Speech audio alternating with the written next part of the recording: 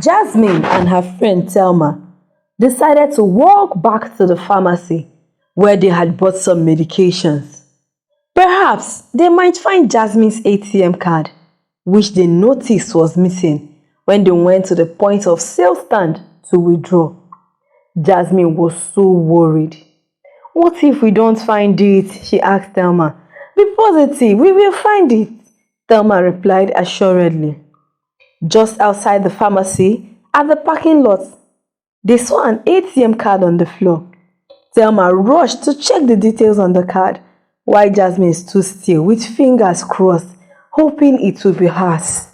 "It's yours!" Thelma screamed in excitement. Jasmine was so happy that she screamed and lifted Thelma up. This created a scene as almost everyone focused on the two grown ladies acting like kids. A young man walked close to the ladies with a smile and asked, Is that Thelma?" Thelma turned and called out, "Emmanuel!" "I wasn't so sure it was you, so I had to come closer to ask." "How are you?" Emmanuel asked. "I am fine.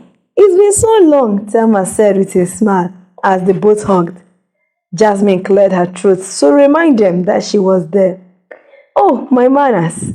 Emmanuel, this is my friend Jasmine."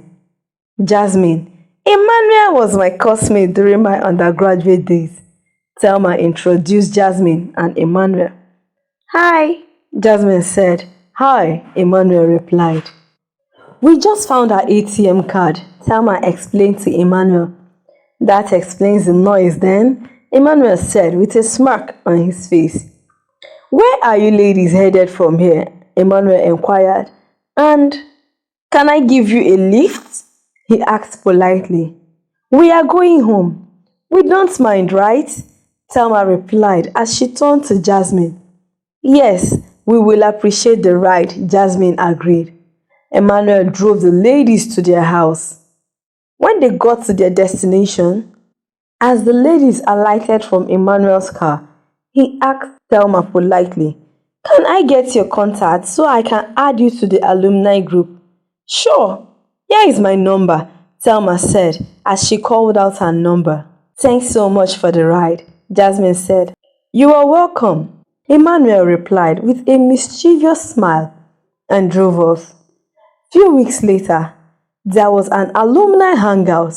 The environment was so vibrant with beautiful decorations and loud music. At first, people walked in ones and twos. Next, they started trooping in. People started posting pictures on social media. "This party will be so lit," Thelma said to Jasmine as they both dressed up for the party. Thelma hadn't seen most of her classmates since graduation. When they arrived at the venue, Thelma was busy greeting almost everyone and left Jasmine alone. Emmanuel sighted Jasmine sitting alone from across the hall. He went over to her table. "Hey, you came," Emmanuel said as he pulled himself a chair to sit beside her. "I'm glad I didn't miss out. This party is so lit. And the decoration is so beautiful. It stood out for me," Jasmine complimented. "Thanks. I chose the colors of the flowers and decoration materials too," Emmanuel replied. "So what do you do for a living?" Jasmine asked, surprised. "I am an importer," Emmanuel replied as he smiled. "Where then did you learn to be so detailed? Most men don't even know anything about colors and organization," Jasmine asked, still surprised. She sipped her drink. Emmanuel saw her drink was almost finished and signaled one of the waiters hired for the party to refill Jasmine's cup. "I learned from my mom. She had 7 boys and a girl. She trained us to do all things despite our gender." "Wow, I admire her already," Jasmine said and winked at Emmanuel. They continued their conversations and touched different aspects of life, from finance to faith to technology to climate change. Emmanuel was so impressed by Jasmine's level of knowledge. All the topics he brought up she had at least an idea about it. He liked her even the more. She crushed on him but maintained composure. The party was over and people already left when Thelma interrupted. Hey, you two! I didn't want to interrupt, but the party is over, Thelma said, with a sheepish look on her face. Can I have your contacts? Emmanuel quickly asked as Jasmine rose from her chair. Maybe some other time, Jasmine said and walked a few steps away from Emmanuel, then walked back and said to him, Let me have your phone. Emmanuel immediately whipped out his phone from his pocket and handed it to Jasmine. She put in her number and dialed it. Emmanuel admired Jasmine. She's smart, intelligent and God-fearing. I need to know her better, Emmanuel said to himself, but he had already fallen in love with her. Someone is in love, sung Thelma to Jasmine. Oh, please. You already know what my last relationship was like. I don't think I'm ready to take chances just yet, Jasmine replied. Come on, Emmanuel is a nice guy. It's obvious he likes you. He is a perfect gentleman, no? Thelma praised Emmanuel. Jasmine nodded in agreement. She had ended a 3-year-old toxic relationship 1 year ago. Emmanuel called that night to check on the ladies. I hope you and Thelma got home safely, he inquired. Yes, we did. Thanks for keeping me company at the party, Jasmine said. Oh, I enjoyed every bit of the conversation. Each time Emmanuel calls, it always lasts for hours. I think you shouldn't be in denial, Thelma said. I am not in denial. I do not want to make mistakes again, Jasmine explained. It wasn't long enough. Emmanuel asked Jasmine to be his girlfriend. I thought you weren't going to ask formally. Yes, I will be your girlfriend, Jasmine giggled. Well, I know we are both crazy about each other. I couldn't wait for an extra second to pass, Emmanuel said. Jealousy brewed within Thelma when Jasmine came back with lots of expensive gifts, including an Apple Watch, latest Apple phone, and bundles of human hair. Emmanuel really bought all these? Thelma asked. Yes, he did. And I didn't even ask for any of these. These gifts are so thoughtful of him, Jasmine said in excitement. Yet very expensive, Thelma said, disgusted. I know, right? Jasmine replied, not noticing her friend's jealousy. Every Sunday evening, Emmanuel would pick Jasmine up at their house for a dinner date.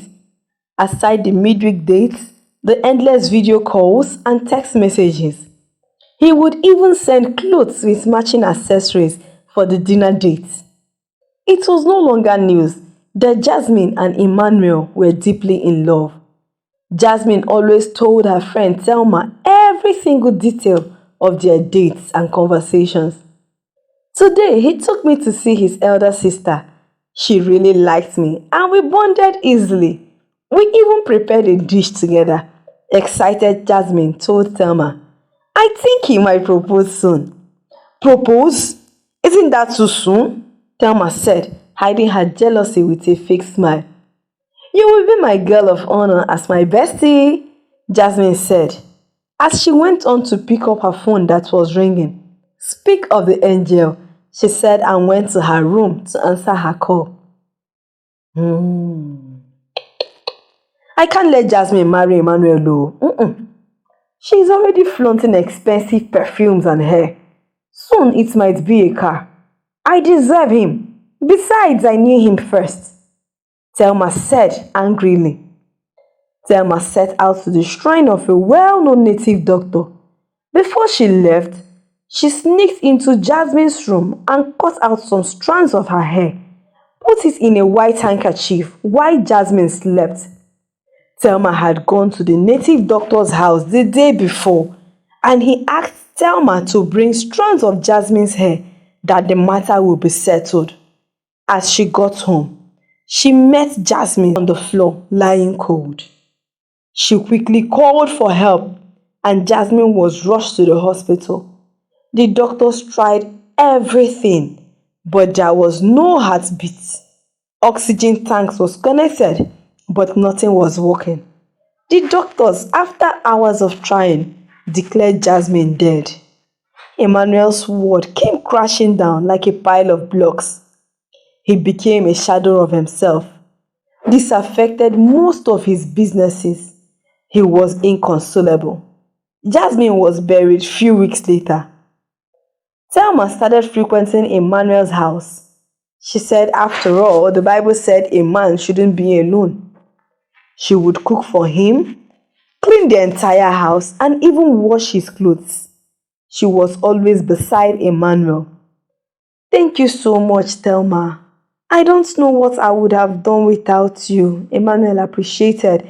On one of the days, Thelma had come over to do the usual cleaning and cooking in the house. Just get back on your feet. You don't have to thank me, Thelma replied.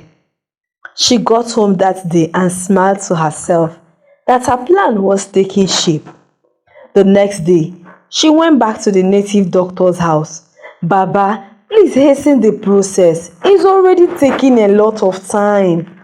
What do you want now? The Baba asked. I want him to marry me as soon as possible. The Baba went into his room and returned with a white handkerchief. When next you go to his house, use this handkerchief to clean his face. By next month, you will invite me for your wedding. Thelma thanked the Baba and left feeling very happy. She got home, got a pen and paper and started writing down all her wedding plans, from her Reby to the colors of the day and to her bridal train. The next day, she got dressed early and cooked a very sumptuous pot of porridge yam she would take to Emmanuel's house later in the day. Hello there, she said on the phone as she called Emmanuel. Are you at home? Thelma, I think you should stop coming over to the house. I am fine now, Emmanuel said hesitantly. He had an uneasy feeling. Okay, but I already cooked your favorite meal. Let me just come and drop it over at your house. Thelma sounded sad. Okay, I do not want to seem like an ingrate, Emmanuel said.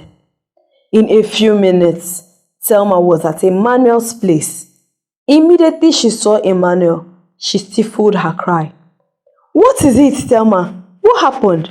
Why are you crying? Emmanuel asked as he rushed over to her side. I can't believe we've lost Jasmine for life. She let out a loud cry.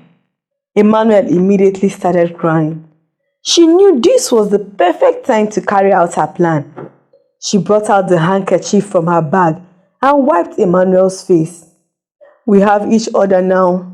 Let us focus on our future, Emmanuel said, and took the handkerchief from her, wiped his face very well. That day, Emmanuel insisted that Thelma stay over for the night, which has never happened before. Within 2 weeks, they fixed their wedding and started planning in earnest. Are you sure about this? Emmanuel's elder sister asked with a worried look. I need to move forward and not dwell on the past, Emmanuel replied assuredly. You have my full support. She had an unsettling feeling about this wedding. The wedding was a talk of the town wedding. Emmanuel gifted Thelma a brand new car at their wedding reception. 3 months after the wedding, Thelma found out that she was pregnant. The couple were so happy. Thelma had the best antenatal care in the country. She delivered a baby boy. Thelma was living her dream life. She finally had it all: the luxuries, the fame, the money. One evening, her son had a mild fever. She tepid-punched and hoped it would go away. But by night time, it didn't. The boy's temperature had gone above the roof. She quickly rushed him to the hospital and called her husband to meet them at the hospital. Doctors were finally able to control the temperature after a couple of hours of trying. By morning, the test results were back. Both Emmanuel and Thelma were curious to know the results. The doctor called the both of them into his office. "Mr. and Mrs. Emmanuel, your son's test results shows he has Down syndrome. The features of trisomy 21 are obvious on his body." This news shattered both Emmanuel and Thelma. "Doctor, wait, leave the big English. Are you saying he is an imbecile?" "Well, the medical term for what you call imbecility is Down syndrome." Kai! Emmanuel and Thelma were broken. The doctor further asked, "Do you both have anyone with such condition in your family? Because this is a genetic condition." "None has ever been recorded in my family," Emmanuel answered, looking very down. "None too, doctor," Thelma replied amidst tears. When Thelma took in a second time, the family agreed that Thelma be sent abroad where the fetal growth and development can be closely monitored. She was so happy, as this is her first time traveling abroad. She would also receive the best antenatal care. Everything went so well. The test revealed everything was fine with the baby, and the mother was perfect. Soon, she delivered a baby boy, also with Down syndrome. Even the doctors were surprised, because all the tests they conducted while she was pregnant came out perfect. "We should pray, oh. Maybe this could be a spiritual problem, Emmanuel's sister said. "I know a very strong pastor. I will invite him to come and pray with us once I'm back to the country," Thelma said. 7 months after giving birth to their second child, Thelma returned to the country. She hurriedly went to the native doctor's place. Baba, I am in trouble, oh. I have been giving birth to male children, oh, but I have Down syndrome. Baba, please help me, oh. Baba, please help me," she cried. "This is nothing at all," said the Baba. "Stop crying, wipe your tears. I will give you something to take. But you must get pregnant immediately for this not to repeat itself," the Baba said. "No problem, Baba, give me anything. I will drink, oh, I will drink," Thelma replied, sounding very desperate. The Baba got up, went into a room, and came back with a small jar. He said, "Drink this when you get home, and remember, you must meet with your husband consistently until you find out you are pregnant." "Okay, Baba, thank you, Baba," she said, and left. When she got home, she drank it immediately. From that day onwards, she kept on disturbing her husband for coitus, back to back. Thelma and Emmanuel have been married for 3 years. And each year, Emmanuel goes to Jasmine's grave on her birthday to drop flowers. He has never missed any of her birthdays. When Emmanuel was on call with his elder sister, he was telling her how he had gone to the grave as usual to drop flowers. Thelma heard it, and she was livid. She went berserk on Emmanuel. "What if that is the cause of our children's problems?" she blurted out angrily. "What is wrong with me going to her graveside once every year? I still love her. Besides, you and I know it's not the cause of our children's problems," Emmanuel replied unbothered. Thelma soon found out she was pregnant again. She hid it from everyone, even her own mother. She was even more scared of the outcome of the pregnancy.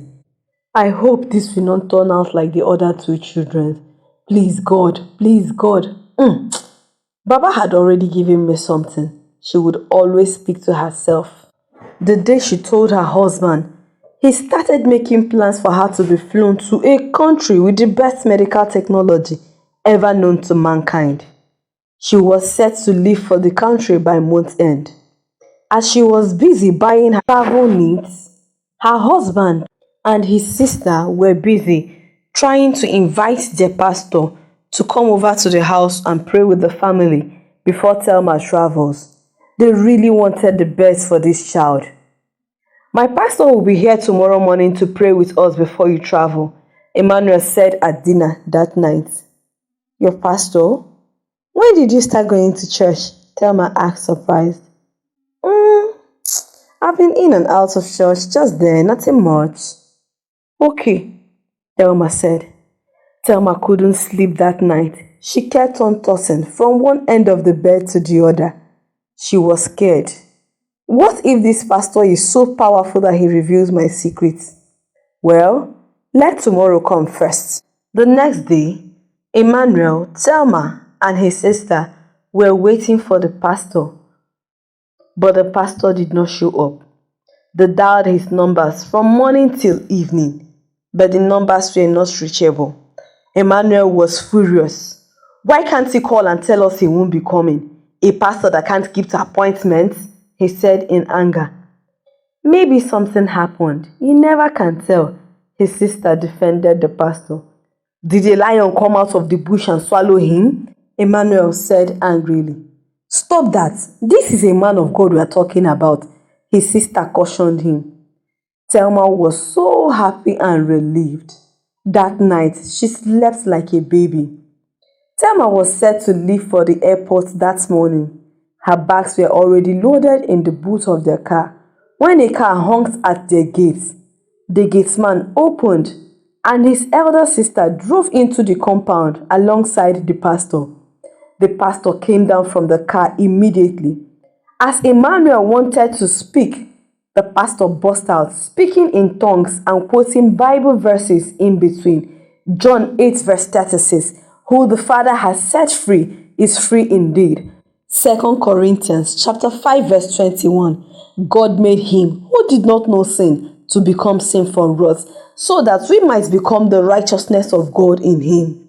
Thelma's heart started beating fast before she could think.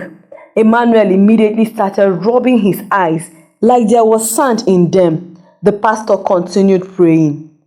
Thelma started scratching her body, shouting, Fire! Fire! Fire! She ran off. Her sister-in-law rushed to her rescue, but the pastor stopped her. Confess, madam. Confess, the pastor said. Thelma remained adamant and continued screaming, Fire! Fire! Fire! After about 30 minutes, she shouted, I will confess, oh, I will confess, oh, just make the fire stop. Please make the fire stop, oh, make it stop, oh. I promise, I will confess, I will confess. I killed Thelma so as to marry Emmanuel, oh. I made Emmanuel marry me. Make the fire stop, fire, oh. Please make the fire stop, make the fire stop. Emmanuel felt relief immediately and his eyes stopped hurting. But his ears had already heard what he least expected. What?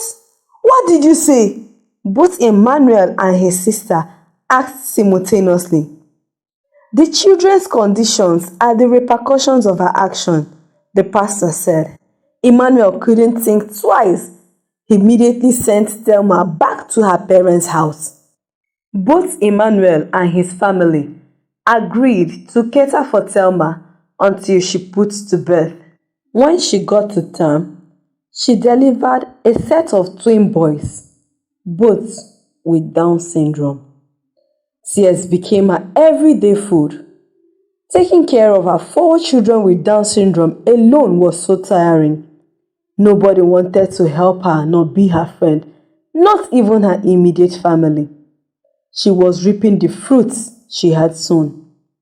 Within 1 year, Emmanuel had remarried, and his new wife gave birth to a set of triplets, 2 boys and a girl, who were normal. Moral of the story: this should serve as a warning to everyone out there. Be careful of the information you dish out to people, irrespective of how close they are to you, because no one can see the heart of man. Even the Bible says in the book of Jeremiah chapter 17 verse 9, the heart of man is desperately wicked.